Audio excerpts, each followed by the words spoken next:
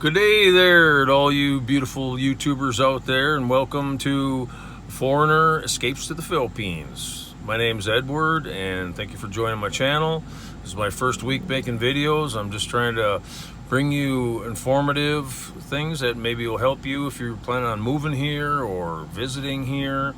And just I'm kind of sharing my life with you each day, what I'm doing here, and hopefully that will help you out. There's a few niceties, still first world in the Philippines. Today was my shopping day that I went to Dipolog, the city, capital city of Zamboanga del Norte, which is the province that I live in.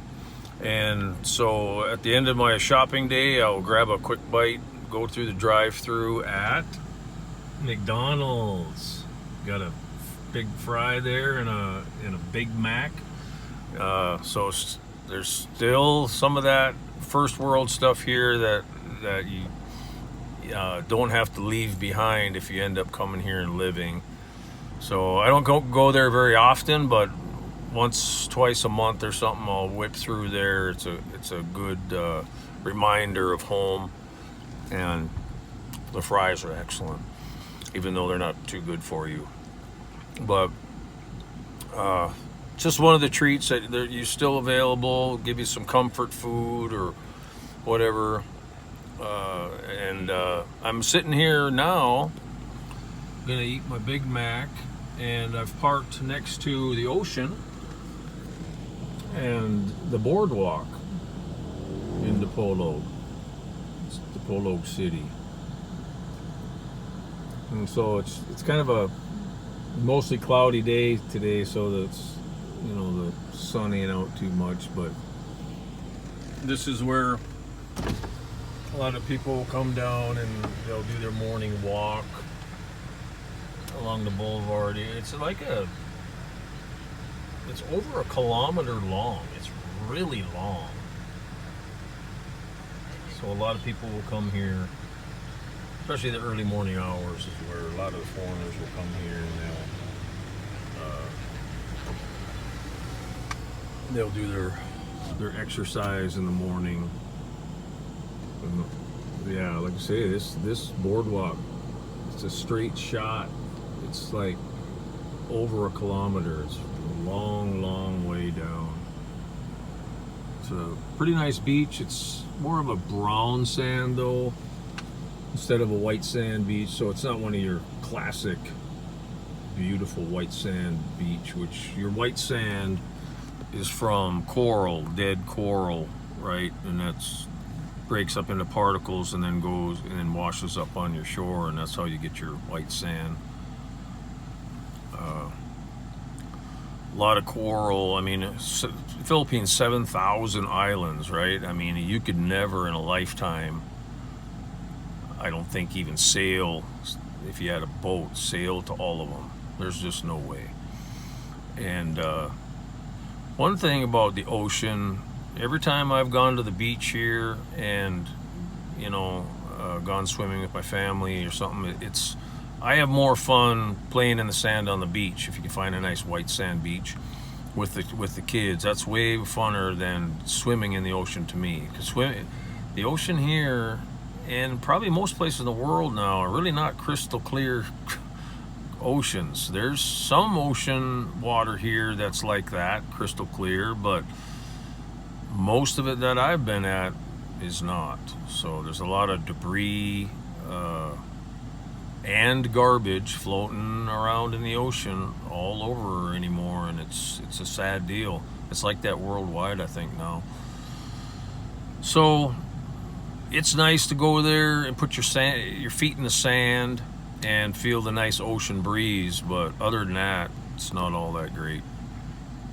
To me, my pool is more enjoyable because I'm going into crystal clear water that I know is filtered to be crystal clear, and I'm not going to get any disease or being stung by a jellyfish or cut my foot on a piece of glass or a piece of coral or anything like that. So it's a lot safer and a lot cleaner in my pool, but you don't get the, you know, the ambiance of your of your ocean, and the waves coming in, and the sound of the waves and everything is so nice. And that's another thing, like I was saying in the fruit market video about English. If you're thinking of coming to the Philippines to live or to visit, you're not going to have a problem, because 90% of the people know English. They can understand English. They're taught throughout their school years, if they've gone to school, which most people do nowadays. They know English well. And the younger, especially all the younger generation, if they're 30 years or younger, they know and speak English pretty darn well. If you get some of the older people, don't speak English well because they didn't even go to school. If they're over 30 or over 40, some of them here and there know some English, but not as much as the younger generation. So that's one of the huge pluses about the Philippines. You are going to be able to function way better. And don't get me wrong, I have to have my wife interpret for me lots of times, because meanings and understandings of the English language is not so much with the Filipinos. They can speak the words, but the kind of the understanding of the meanings of the language there are lacking. So a lot of times I'll have my wife have to interpret for me, especially if it's an important thing. I don't want to have messed up if I'm buying something or something important. But better than 50% of the time, they can understand the meanings well also. So you just have to navigate your way through. But a country like Thailand or some of the other countries in Southeast Asia that compete for the foreigners going there, finding a bride or a girlfriend, or just a place to retire that's least or less expensive than these first world countries. Language barrier's huge. It's a huge waste of your time if you're going to go somewhere where hardly anyone can understand you unless you've taught yourself the language of that country.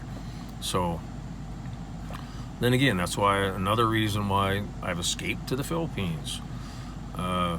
It's just one less problem that you're going to have.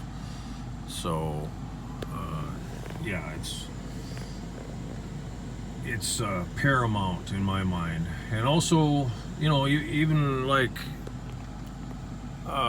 speaking about religions earlier, I think the Philippines is around 85% Christian. Well, I have a couple of good colleagues, and one friend of mine is Muslim. We get along just fine. Actually, he's my gold broker, right? If I want to sell gold or buy gold, I go to him. And it's all cash. There's no paperwork, none of that stuff. I bought this bongo, or I call it a bongo. It's not really a bongo. It's four-wheel drive Kia.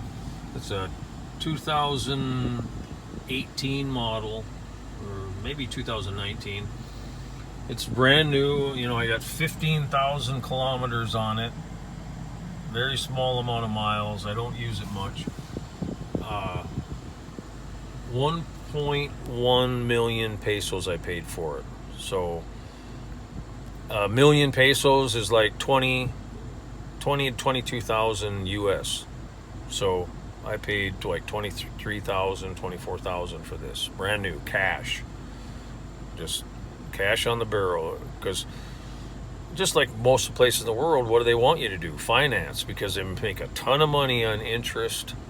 Most of these finances around here, for especially motorcycles and vehicles, they mark it up probably 50% plus what you're paying in the higher interest rates of over 10%. It's crazy here, but you know what? That's how these businesses scam the people, right? High interest and jack the price up if it's a credit. But if you have the cash, you can get everything at cost pretty much, or just slightly over. So I'm real happy with that. That's one thing in the U.S. in America I could never do, is like right now, this day, this trip, I drove like 35 kilometers, 40 kilometers, something like that. I have no insurance on this vehicle. I have nothing, and that's the way I like it. God-given right is free travel. You should not have to provide your papers to go to the next town, or your papers to drive freely with your own personal mode of transportation. That's common law. That's the original Constitution. That's what it says. You have the freedom to do that stuff, but governments have got to where they don't obey that anymore. Good luck, you know. That's why I love the Philippines. I can do all that, and like I say, there's almost zero enforcement. Almost zero. And when you're here as a foreigner, you're like a rock star. I mean, I say that, and it kind of sounds funny, but it's true. It don't matter. You're short, fat, skinny. It don't matter what color your skin is. Nothing. You're a foreigner in this country. Everyone loves you, or even shy to talk to you because they think that you're so much higher than them, which is not true. Of course, we're all created equal in the eyes of God, in my opinion. So that's why it's so wonderful here. I mean, and you just have to watch out. If you're looking for a wife or a girlfriend, watch out, don't get scammed. There are some girls, women that will scam you, so be very careful of that. Give it time. Even though when I met my wife, I was married under 3 months to her, but I had lots of different signs, and I'll get into those stories with you in the future. That's a whole nother videos, but just be careful. Just be careful. Have your guard up all the time, but people will love you. I guarantee you that. Okay, well, I'm going to eat my 2 old beef patty, special sauce, lettuce, cheese, pickles, onions on a sesame seed bun. That's an old commercial for a Big Mac. If anyone's older, they can remember that. That was the original McDonald's slogan for the Big Mac, right? That was the big thing way back in the 70s, right? I was born in 63. I'll be 60 here coming up this August, 60 years old. So I remember that stuff. And I'm sure a lot of you do too. So anyways, I'll let you go. Take care. Until next time. God bless.